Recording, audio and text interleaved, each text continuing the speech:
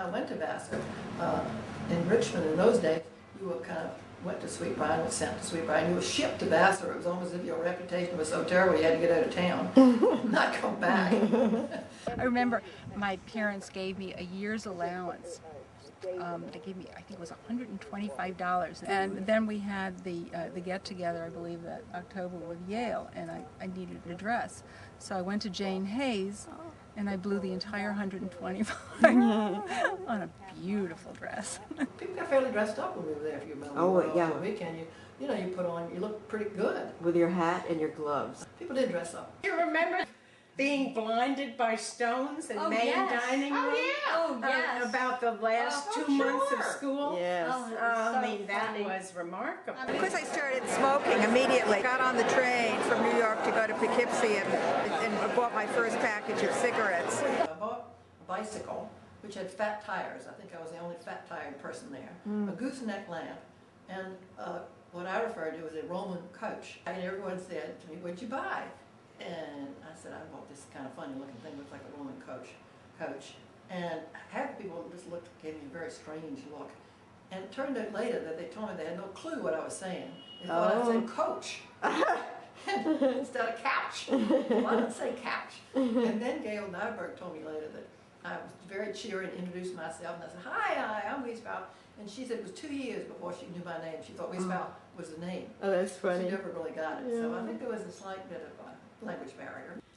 I always remember looking around and seeing people wearing Ike bracelets. I think that our whole approach to politics was rather trivial.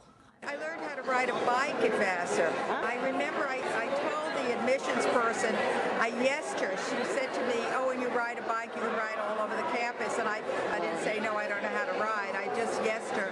And so the first week I was up at Vassar, I took it as my commitment was to learn how to ride a bike, but I loved riding my bike. I remember riding my bike a lot around the campus and loving that. I also remember biking after studying at night. We used to go to the Drug. They had the best grilled cheeseburgers, but they were square, you know, and I can still taste them. And the Vassar Devil. Yeah. I remember ordering from the Drug, pulling the all-nighters, particularly for Art 105. Remember we used to have to do work detail? Yes. Wear hairnuts and scrape dishes and That's right. And the slop. That's We took turns and going into the kitchen, and people would bring their trays and their dishes, Yes. and we'd have to take that white rubber-tipped spatula thing and scrape the food off. Just think of the choice that students demand. You know, every type of cuisine they have to offer now.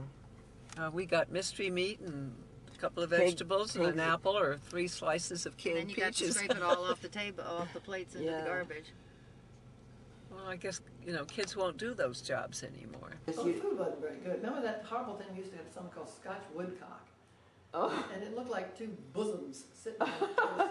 And it was like 2 hard-boiled eggs on a piece of toast sitting up like, with, you know, rarebit sauce on top. Yuck. When I went to Vassar, I came from a kosher home. My mother kept a kosher home. And when I got to Vassar, there was no such thing as they have today, a vegetarian kitchen or a kosher kitchen.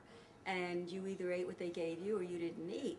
And I remember the chipped beef on toast. Do you remember the chipped beef on toast? Horrible stuff. The white smush over bread. And that's when I stopped being kosher. I would spend almost all my money eating out. I remember the Vassar Devil. That was quite a wonderful thing for me to have. And as a matter of fact, I gained a lot of weight at Vassar. That was part of my problem. Another one I didn't like was Pigs in a Blanket. Oh, yeah. That was awful. I was going to spend some time with Bill Cards. Oh, really? He used to have 10-cent beer. Tremendously good classes that I had. I was in a house singing group. We had a wonderful time singing at different places. Liz Berlin, Irving Berlin's daughter was in the group. Yeah. She arranged White Christmas for us. Oh, how So nice. that was pretty exciting. Yeah. I remember loving the campus. I loved the library. I loved sitting under the oak tree and reading in front of the library.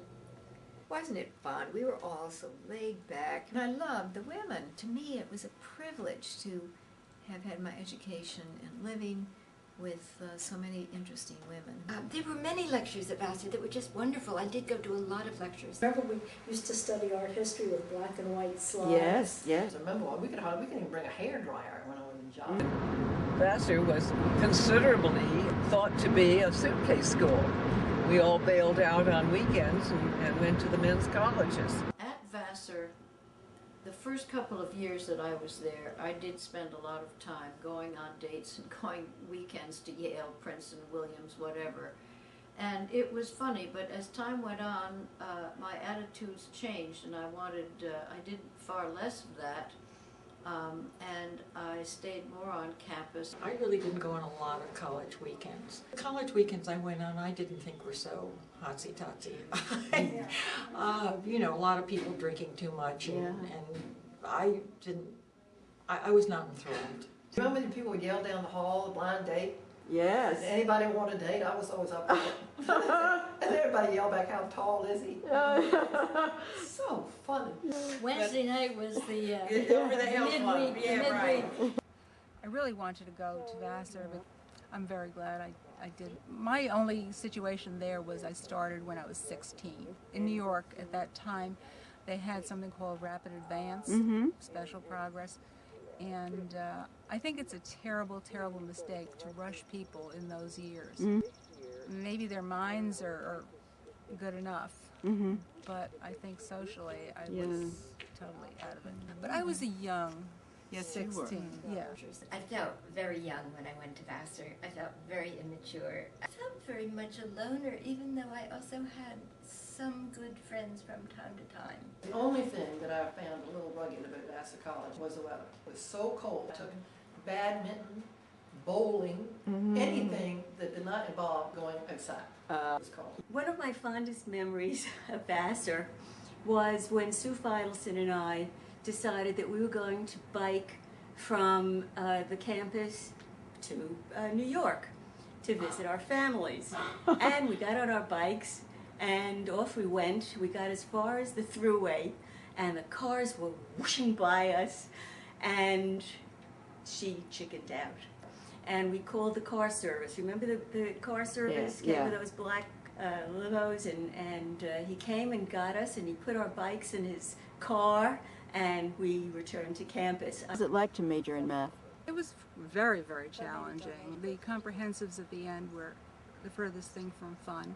I was on a Vassar trip and I ran into a professor who asked me, said, did you ever run into any prejudice at Vassar? Then I realized later that he meant being a Southerner. And the only time I ever ran into it was my freshman year. Kind of a blousy redhead lady who leaned on the desk and looked formidable and said something to me and I said, yes ma'am, and she lit into me. Vassar girls don't say yes ma'am. Later, I was so terrified that I was going to come up with some euphemism that when I had to go to the quote ladies room, I said I needed to go to the toilet, whereupon she told me I was vulgar. Loved being in soph and junior party. That was great fun. I remember wonderful times working on soph party and junior party. Remember the White Angels? I was not the best student in our class. You weren't? No, but I had an awfully good time. You know, one of the great joys of going to Vassar is this beautiful community. I was very much struck by the beauty of the campus. But I felt strange. I felt as though I'd been sent to Mars. Did you ever go on a mixer? I think I must have gone on more mixers. And the first mixer I went to was Yale. And I got off the bus wearing the famous honey-colored $1 million tweed dress and some red velvet capezios, flat as pancakes. And this guy who's my sign today comes up. And I think, Gina, I think the guy might have come up to my shoulder. Maybe a little more. So we're going to make the best of this. Right? So we go off to this football game, and the guy he had on a knitted sweater. I swear to God, it had a whole herd of reindeer traipsing across. I was so mortified. And, afraid I was going to run into somebody I know. I didn't know anybody anyway. That's why I was there. So I go to the thing, and we were making this conversation, and there we are at the football game. People were running up and down. I said to this little fellow, I said, and what do you play? Thinking soccer or something. He said, the violin. Oh, okay. And then it turned out that he was a Ford Scholar, and he was 16 years old. Oh no, Mary Letourneau of 1956. So actually, the truth of the matter is we had a very nice time. It all worked out. We had a fun time.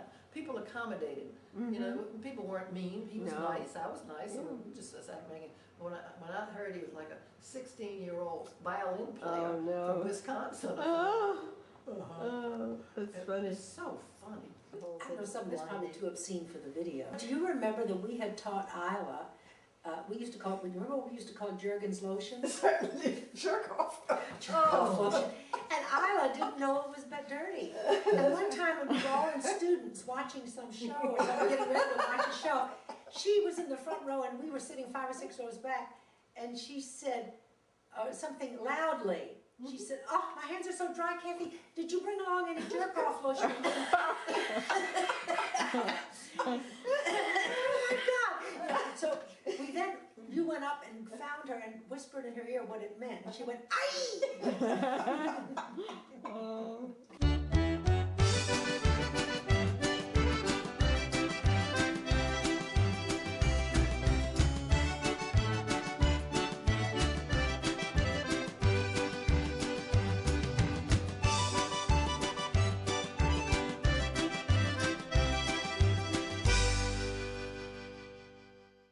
First thing I did after I heard I got into Vassar was I went to Brooks Brothers and I bought cutoffs. Bermuda shorts. And you never wore Bermuda shorts. No, I thought they were unbecoming. We used to wear those horrible Bermuda shorts. Did you wear those? Oh yeah, They sure. were awful. I came home in them, and people in the South didn't wear those things. I came home in them, and I was reminded of this yesterday. And my father took one look at me and he said, "Please," he said, "you look like an alpinist with rickets." It was very strange. I had never seen a campus, and all these girls, and they wore Bermuda shorts, and I didn't have any, and I didn't have a cashmere sweater because this wasn't style in Paris. Our attire, our Bermuda shorts and the knee socks. Knee socks, can you imagine? Anything worse on somebody with skinny legs and those knee socks and the knees sticking out? Oh. We were all totally homogeneous. We all thought the same, we all looked the same, we all wore our knee socks. And came dinner time, how we then changed. Sweater with pearls, an accordion pleated skirt.